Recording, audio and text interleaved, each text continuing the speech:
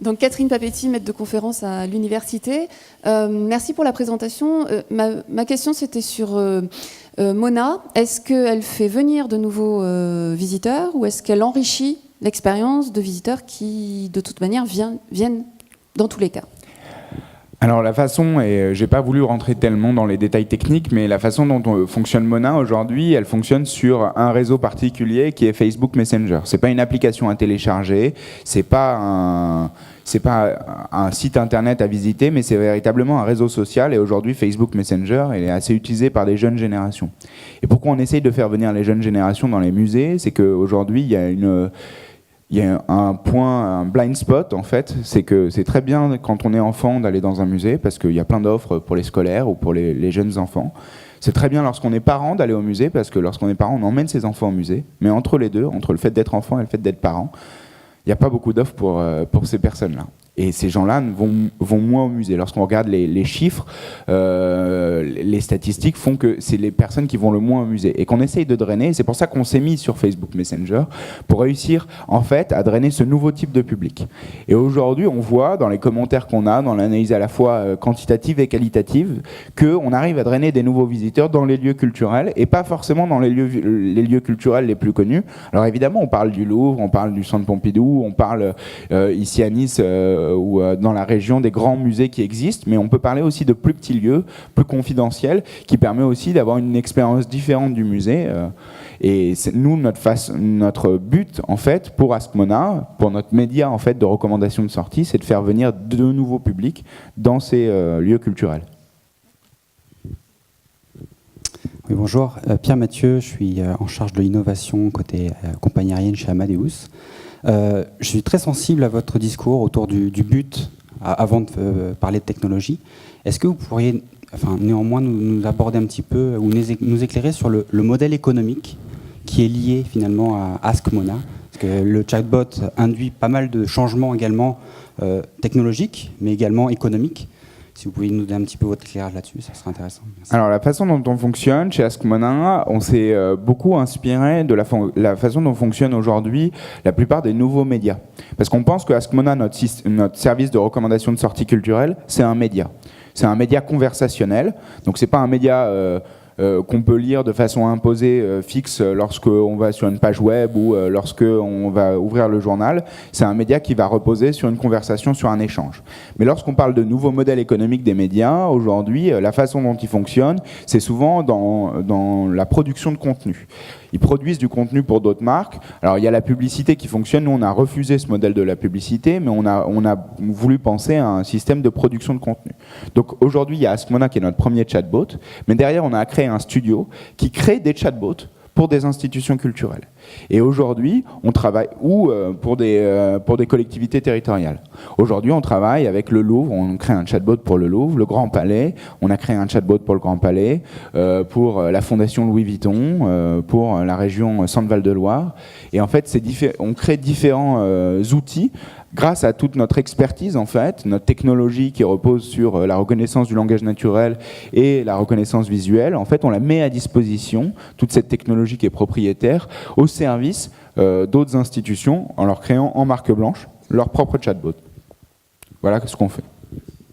Comment ? Là, je vous ai donné quelques noms de nos clients. Il y en a beaucoup.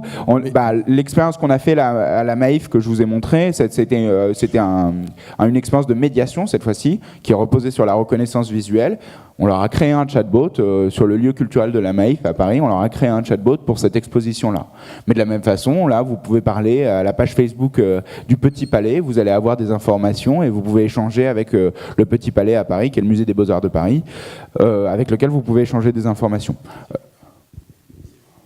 Oui, le Grand Palais aussi. Alors le Grand Palais, ils sortent leur chatbot la semaine prochaine, mais c'est notre création. Et donc nous, derrière, on vient travailler avec eux sur l'éditorialisation, la technique, la communication derrière. Et donc on vient créer une expérience un peu globale autour du chatbot et autour de comment lancer un chatbot pour avoir le plus d'utilisateurs possible et qui puisse répondre au plus de questions et satisfaire les visiteurs des lieux culturels.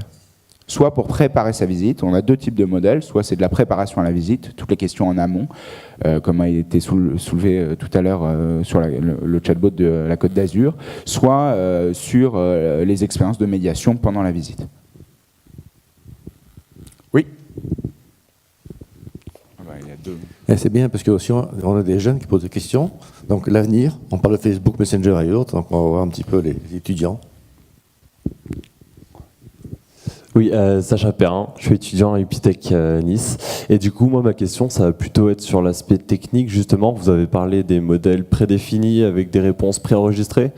Mais est-ce que vous vous intéressez justement à l'incorporation des IA dans vos chatbots, notamment du deep learning, je pensais? Ah oui, alors nous on utilise deux choses. On utilise déjà du machine learning, c'est-à-dire que le chatbot apprend de ses erreurs et c'est pour ça qu'on met une petite phase de test avant de pouvoir les lancer, c'est-à-dire que chacun des nouveaux chatbots apprennent de leurs erreurs et on utilise quelque chose d'autre en termes de technologie que nous on appelle du federative learning, c'est-à-dire que chaque personne qui parle à un des chatbots qu'on a créés vient entraîner l'intégralité des autres chatbots. Et en termes d'IA, là où l'IA est présente, elle est présente à deux endroits. Elle est présente dans les systèmes de reconnaissance du langage naturel, des traitements ce qu'on appelle du NLP. Là-dessus, on a une IA propriétaire, en fait, notre technologie de reconnaissance du langage naturel, qui permet en fait de fédérer cette reconnaissance sur l'intégralité des chatbots et l'intégralité de toutes les conversations qu'ils ont. C'est des centaines de milliers de messages qui sont échangés régulièrement. Et derrière, on a une autre technologie qui apporte et qui fait appel aussi à du machine learning. C'est l'idée de reconnaissance visuelle, en fait, cette fois-ci, lorsqu'on prend une photo d'une œuvre et d'avoir derrière du contenu associé. Et ça aussi, c'est une technologie qui est propriétaire chez nous. D'accord, merci. Là-haut, il y a une question. Ah bah. Merci. C'est ça. Bonjour, Guillaume Jacquet, fondateur de Cizen, un opérateur de tours en bateau solaire. Et je vous entendais citer l'exemple de... Vous arrivez à fédérer des groupes, par exemple, pour des visites guidées. Mm-hmm. Et est-ce que, par exemple, vous pouvez, à travers ces outils, définir des groupes, par exemple, par affinité d'âge? Imaginons sur la Côte d'Azur des personnes âgées qui viennent ou des jeunes qui veulent se grouper pour faire une promenade ou un tour guidé. L'âge peut être un élément intéressant pour les grouper, par exemple, ou d'autres, je ne sais pas. Alors, il y a plusieurs types de critères qui rentrent en compte. Et évidemment, l'âge, ça peut être un des critères, et on voit qu'aujourd'hui, on a de plus en plus de groupes en fait, qui sont homogènes en termes d'âge. Mais il y a aussi, on arrive à générer d'autres types de critères qui sont encore plus parlants pour nous, qui sont les intérêts des personnes. Donc, s'ils sont plus intéressés par l'art contemporain, par une certaine période architecturale ou en fonction des lieux culturels. Et puis derrière, il y a un troisième point d'intérêt qui est très fort, c'est leur localisation. Enfin, où est-ce qu'ils sont et à quel moment ils sont disponibles pour aller dans un lieu culturel défini. Donc du coup, on essaye de jouer sur ces trois types de critères, plus derrière du déclaratif, c'est-à-dire le fait de vouloir être dans un groupe de 5 personnes, de 10 personnes, de 15 personnes, pour ensuite les fédérer. Oui. Bonjour, Romain, responsable du développement de la solution Smart Profile.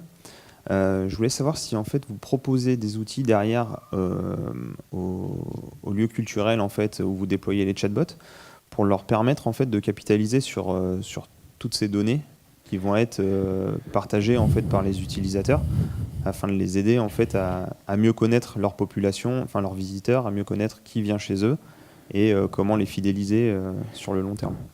Alors il y a deux choses dans ce que vous dites, il y a la connaissance et la fidélisation. Sur la connaissance, évidemment, on a une partie de connaissance qui est assez forte et qui est plus que de la connaissance d'une page Facebook. C'est-à-dire que sur Facebook, vous avez peut-être du déclaratif, certains likes, certaines données qui sont de plus en plus coupées en fait à cause des différents scandales, Cambridge Analytica, les nouvelles réglementations de RGPD et so on. Mais nous, on a une autre forme de données qui est de la donnée plutôt langagière et donc de l'analyse sémantique qui nous permet de récolter des données assez profondes sur chacune de ces utilisateurs qui consentent à donner. C'est-à-dire les utilisateurs peuvent opter pour ne pas donner leurs données et tout de même utiliser le service. Mais lorsqu'ils le font, on a évidemment pour chacun des lieux culturels une donnée assez précieuse sur chacun des visiteurs. La question de la fidélisation derrière, c'est une question encore plus intéressante, je trouve, parce qu'un chatbot, ça permet ça. Ça permet une fidélisation. Aujourd'hui, on va dans un lieu culturel, on vit une expérience, et puis après, c'est terminé. On n'y retourne pas, on y retourne 1 an, 2 ans, 3 ans après. Ce que permet le chatbot, c'est qu'une fois que vous lui avez parlé, le chatbot peut vous reparler 1 mois après, 2 mois après, pour vous relancer autour de quelque chose qui pourrait vous intéresser. Par exemple, vous avez été à un musée, Chagall à Nice, vous avez vu une superbe conférence ou un concert qui vous a intéressé, puis 3 semaines après, il y a un autre concert du même type de musique qui pourrait aussi vous intéresser. Et donc vous pouvez leur relancer derrière à ce visiteur-là une information en lui disant vous êtes venu une première fois, revenez. Et à la différence d'une campagne d'emailing classique, parce qu'aujourd'hui vous recevez tout le temps des newsletters partout, tout le temps, ça encombre aussi nos boîtes mail. Lorsqu'on passe par le canal de Messenger, on arrive à des taux d'ouverture complètement hallucinants. Une newsletter qui marche bien, c'est 40%. Nous, aujourd'hui, quand on envoie un message sur AskMona, il est ouvert à 95%. Et derrière, il y a 70% de ces gens-là qui cliquent sur le lien qu'on vient leur proposer. Pourquoi ? Parce qu'en fait, on est sur un canal beaucoup plus intime. Déjà, on segmente nos messages. Donc, on fait en sorte que les messages, d'où la qualification de la donnée, on fait en sorte que les messages correspondent à la personne et à l'utilisateur de ce service-là. Mais en plus de ça, on est sur un nouveau canal qui n'est pas celui de l'emailing, qui aujourd'hui est assez saturé, mais le canal de Messenger qui est peut-être plus intimiste et qui est moins saturé. Donc, du coup, on peut tirer notre épingle du jeu là-dessus. Bonjour. Bonjour. Stéphane Dan, responsable Lab et Innovation chez ProBTP. Je me demandais en termes d'usage, le chatbot, il est utilisé quand ? Plutôt avant les visites, pendant ou après ? Comment ça se répartit ? En fait, on a deux types de solutions. On a des solutions qui viennent en aide en préparation à la visite, tout ce qui est l'amont. Donc là, c'est toutes les questions. Alors, si on parle des chatbots, il y a AskMona, mais si on parle des chatbots qu'on a fait pour des institutions culturelles, tout ce qui est en amont de la visite, il y a beaucoup de chatbots qui fonctionnent là-dessus, sur les questions fréquentes, la programmation, quand est-ce que je peux venir, et des questions qui sont des questions qu'on peut se poser avant de venir dans un lieu culturel, aussi trivial que je peux venir avec ma poussette, je dois imprimer mon billet, ou ce genre de choses, on y répond. Plus encore sur une programmation personnalisée, donc ça nous aide à personnaliser la programmation, et à personnaliser le choix de l'utilisateur en amont, la billetterie et l'itinéraire pour y accéder. Derrière, on a une deuxième solution qui est une solution de médiation. Et donc sur la médiation, c'est un peu différent, c'est vraiment cette fois-ci pendant la visite et vous devez en prendre en photo des œuvres d'art ou discuter avec un tableau pour qu'il vienne vous répondre. Et enfin, dans toutes les expériences de médiation qu'on fait, on laisse un certain laps de temps avant de poser une dernière question aux personnes en leur disant: est-ce que vous avez apprécié l'expérience de médiation ? Est-ce que vous avez apprécié l'exposition que vous avez vue ? Pourquoi vous l'avez appréciée ? Essayer d'avoir du feedback assez qualitatif sur l'après-visite. Donc du coup, on s'inscrit dans une chaîne de valeur qui va de je veux avoir une idée pour sortir, j'ai envie d'aller au musée, ou j'ai pas forcément envie d'aller au musée, mais je m'amuse avec un chatbot. De ce début-là jusqu'à j'ai été à l'exposition, j'ai fait une expérience de médiation, ça m'a plu et j'ai laissé un commentaire. On essaye de couvrir l'intégralité de la chaîne de valeur. Voilà. Dernière question. C'est moi qui vais la poser d'ailleurs. C'est en français ou en plusieurs langues ? Alors nous, on peut travailler dans n'importe quel type de langue. Aujourd'hui, AskMona, il est disponible en français et en anglais. Les chatbots de nos clients sont disponibles, ça dépend, certains en français, d'autres en anglais. Et là, on est par exemple sur un projet à Singapour où il faudra le faire en Singlish, qui est un dialecte entre le malais et l'anglais. Et on peut aussi travailler en Singlish. Donc on peut travailler dans n'importe quel type de langue. Le seul point de souci aujourd'hui pour nous, c'est le chinois, parce qu'ils ne sont pas sur Messenger, mais on peut faire des bots sur WeChat, on a la technologie pour le faire. Et donc travailler aussi avec un public chinois, asiatique, pour répondre à leurs demandes, on sait le faire dans n'importe quelle langue qui existe. L'une des principales problématiques de chatbots, de deep learning, etc., c'est aussi emmagasiner un grand nombre de données. Et ça, c'est pas vous qui le faites, c'est vos clients qui ont de la donnée. Est-ce que vous arrivez à faire, parce qu'ils n'ont pas souvent beaucoup de données, et donc comment faire de l'intelligence artificielle, du chatbot, avec peu de données. Alors, ce qui s'est passé, c'est qu'on a commencé par créer notre propre chatbot Askmona, qui parle aujourd'hui régulièrement à 40 000 personnes. Donc déjà, on a un certain nombre de données de conversation. Et ensuite, on a capitalisé sur ces données pour nourrir les chatbots de nos clients. Et ensuite, chacun des bots vient nourrir les chatbots des autres clients. Donc la réponse justement au manque de données d'une institution, c'est de penser fédérative learning et d'essayer de penser justement autour de cet apprentissage fédéré de chacun des chatbots par toutes les conversations qui ont lieu avec tous les chatbots qu'on est en train de créer. Et nous, chez nous, comme on est un peu des fans de 2001 de l'Odyssée de l'espace, on a appelé ce process un monolithe. Voilà ce qu'on fait. Ok, merci beaucoup.